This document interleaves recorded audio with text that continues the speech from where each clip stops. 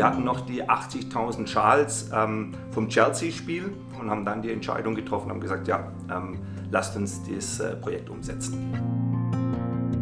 Wir wurden schon relativ früh mit dem Thema Schutzmasken konfrontiert durch unser Office in Shanghai, durch unseren Geschäftsführer Ruben Kasper. Da ging es ja schon mit dem Thema Corona Ende Januar, Anfang Februar los. Und als es dann hier in Deutschland akuter wurde, auch in ganz Europa und auch das Thema Maskenpflicht auf dem Tisch lag, haben wir uns das nochmal angeschaut, hatten verschiedene Ideen auf dem Tisch. Unter anderem die Idee von unserem Partner Act3, überschüssige Textilien nutzen zu können, und dann hat es bei uns Klick gemacht. Hallo, mein Name ist Thomas Merz, bin der Gründer und Geschäftsführer von Act3 und wir haben zusammen mit dem FC Bayern München die Idee geboren, die Wiki-Corona-Masken aus Fanschals herzustellen. Da der FC Bayern einfach ein Verein ist, der natürlich sehr schnell auch wirklich in so einer Krise vorne weggeht, sich zeigt, auch in der Gesellschaft zeigt, helfen zu wollen. So kam die Idee zustande, eine Aktion zu starten. Das Entscheidende für uns war erstmal das Thema Gesundheit. Es geht ja darum, wenn ich heute so eine Maske trage, dann schütze ich mich zum einen selber, zum anderen aber auch den Gegenüber. Und dann gab es natürlich ein paar sehr, sehr positive Nebeneffekte, Nachhaltigkeit. Wir hatten 80.000 Schals, konnten die super einsetzen. Wir hatten das Thema regionale Partner. Wir haben nach Näherinnen und Nähern gesucht in der Region, wo wir gesagt haben, da können wir was Gutes tun in der schwierigen Phase. Wir wollten auch keine medizinische Maskenproduktion irgendwo behindern und haben uns dann auf die Suche gemacht nach Produktionsstätten und haben eben hier in Königsberg in Bayern und in Bayreuth diese beiden regionalen gefunden, die mit lokalen Näherinnen, die auch dann teilweise in Kurzarbeit zu der Zeit waren, war eben auch noch eine gute Geschichte, die beschäftigen zu können, und haben dann natürlich die Aktion ziemlich schnell auch hochgezogen. Und wie man jetzt sieht, Gott sei Dank, die Fans haben darauf gewartet.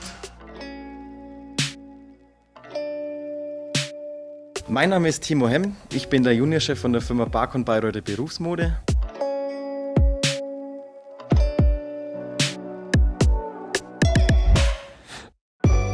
Ich habe im März einen Anruf bekommen, ob ich was zu tun habe mit Masken zu nähen, oder ob ich Lust habe, Masken zu nähen. Ich habe gesagt, ja, wir schauen uns das mal an und wir reden mal. Dann haben wir da ein paar Telefonate geführt und so ist das Thema dann angegangen, und dann sind die ersten Ideen auch gekommen. Dann haben wir uns zusammengesetzt, haben uns überlegt, welche Maske wir da am besten daraus schneiden können, wie sie optisch cool ausschaut. Ja, dann haben wir die ersten Entwürfe dann auch gemacht hier bei uns in Bayreuth und haben verschiedene Varianten und Variationen gemacht mit Gummi, mit Bänder, Länge, Breite, dass es optimal passt, dass man auch Luft darunter bekommt. Dann haben wir uns Ideen gemacht, wie man am besten den Schal auch schneiden kann. Und ja, dann haben wir einfach mal losgelegt und haben auch nach ein paar Tagen schon die ersten Muster gehabt.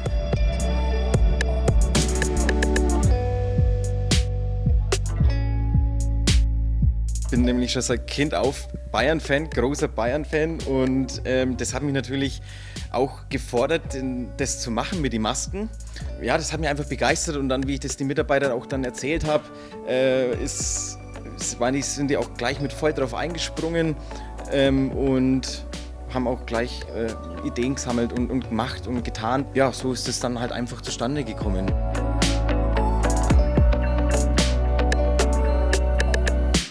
Was natürlich auch noch uns zugute kam, wir haben von vornherein gesagt, wir wollen das Geld nicht für uns, wir wollen kein Business machen, wir wollen das Geld spenden, und nichts lag näher als die Aktion von unseren beiden Spielern, Leon Goretzka und Joshua Kimmich, Wiki-Corona, super Aktion, wo unsere Spieler auch gezeigt haben, dass sie Verantwortung nicht nur auf dem Platz übernehmen, sondern auch neben dem Platz.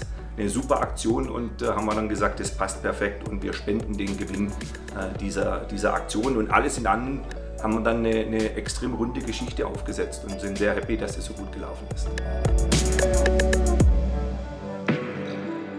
Man sieht natürlich dann auch, was für ein Produkt rausgekommen ist und dass das auch gut bei den Fans angekommen ist.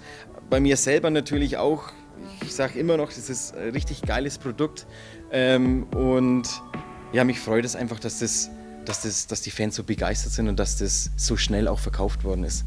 Es ist auch gut, dass der FC Bayern hier regional auch denkt, die kleinen mittelständischen oder Familienbetriebe mit einbezieht und uns dabei in der schwierigen Corona-Zeit zu unterstützen. Und ja, ich fand es einfach klasse und das hat mir einfach noch mehr einen Ansporn gegeben.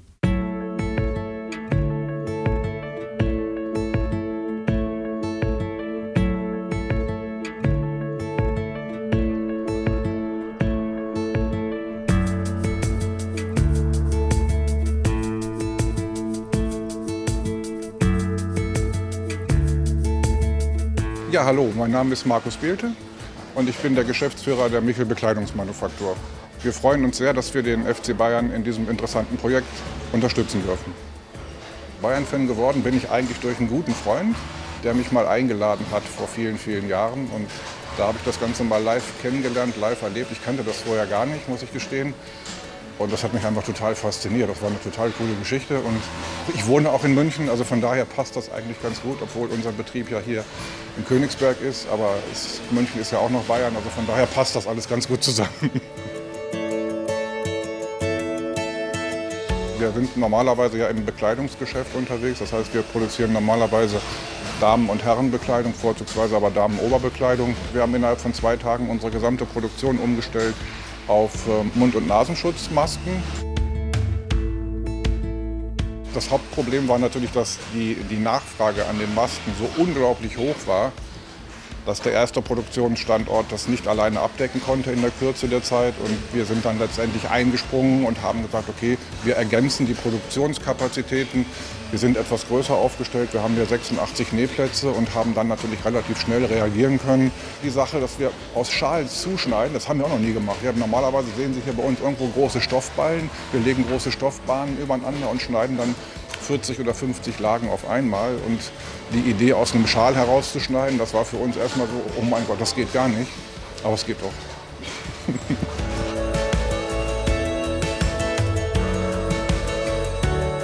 Ja, wir bekommen die Schals vom FC Bayern in normalen Kartonagen. Das heißt, wir packen die Schals aus. Im ersten Schritt werden praktisch die Fransen abgeschnitten, dann wird der Schal umgedreht, wird zusammengelegt, so wie wir es auch gesehen haben, wird am Bandmesser geschnitten. Das heißt, am Bandmesser entsteht im Prinzip das Außendesign, die Außenhälfte. Die wird dann wiederum zusammengenäht. Also aus den beiden Hälften wird ein Vorderteil produziert, praktisch ein Vorderteil gemacht. Dann gibt es das Innenteil, das besteht aus 3 verschiedenen Segmenten. Das sind die drei Innenfutterteile, die erst vorher mit einem Lasercutter ausgeschnitten werden, die anschließend vernäht werden.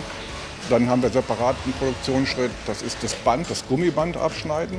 Darf man nicht vergessen, 200.000 Gummibänder schneiden, das dauert ein bisschen.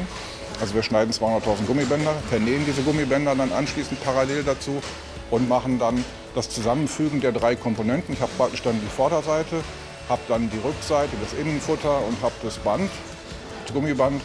Dann wird die Maske zusammengenäht und eingefasst, dann nochmal endkontrolliert, Fäden abgeschnitten und sauber und ordentlich verpackt. Und dann ist sie fertig. Ich glaube, das Schöne an den Masken ist, und das sieht man ja auch hier, jede Maske ist ein Unikat. Das Design ergibt sich automatisch aus dem Schal. Ne? Ich habe den Schal auseinandergeschnitten, da ist ein Teil des Bayern-Logos, da sind 120 Jahre FC Bayern. Da hat man einen anderen Schriftzug und aus dem Grund ist das, glaube ich, das Spannende an der ganzen Sache, dass jede Maske ein Unikat ist.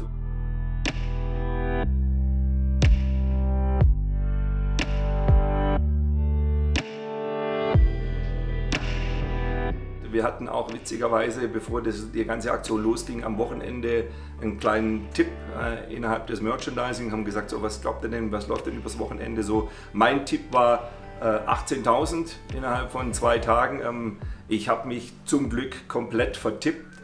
Wir haben innerhalb von 48 Stunden 150.000 Masken verkauft. Es war ein grandioses Ergebnis und ich bin sehr, sehr happy, dass ich da falsch gelegen bin.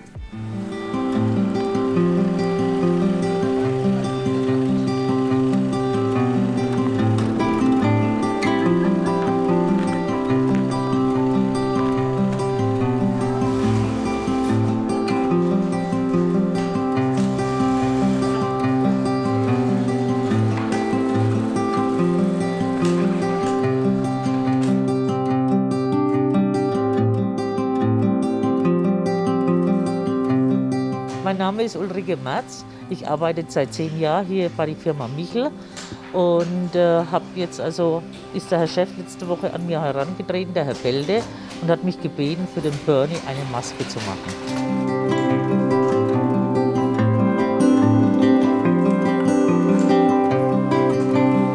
Das war jetzt das erste Mal, dass ich das gemacht habe, und es war auch wegen der Herausforderung für mich, aber mir hat Spaß gemacht. Das war schön, ja.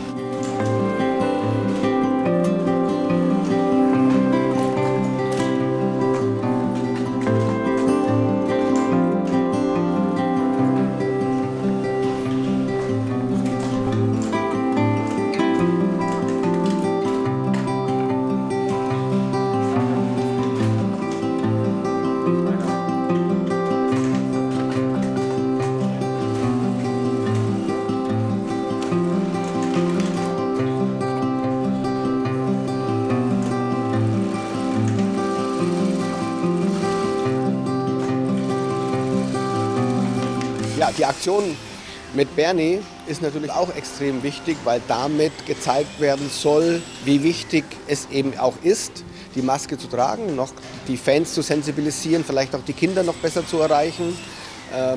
Natürlich einzigartig, dass auch ein Maskottchen eine Maske bekommt. Die haben wir hier machen lassen, speziell für ihn, für Bernie, um natürlich auch das Maskottchen, das einfach so sympathisch ist bei Bayern München, mit einzubinden und zu zeigen, okay, die Aktion, die betrifft im Endeffekt jeden. Und freut uns natürlich unheimlich und war auch wirklich eine sehr, sehr schöne Aktion, Bernie direkt hier vor Ort in der Produktion zu haben. Ja, das war schon recht abenteuerlich, weil mach eine Maske für Bernie, wie soll das funktionieren? Kopf zu groß, Nase zu lang, Ohren zu hoch, also viele Diskussionen. Wir hatten unglaublich viel Spaß damit in der ganzen Truppe hier, weil das war ja schon recht abenteuerlich, um überhaupt mal so eine Maske zu gestalten. Das ist ja doch schon eine etwas andere Größenordnung, aber es war total lustig und hat echt unglaublich viel Spaß gemacht.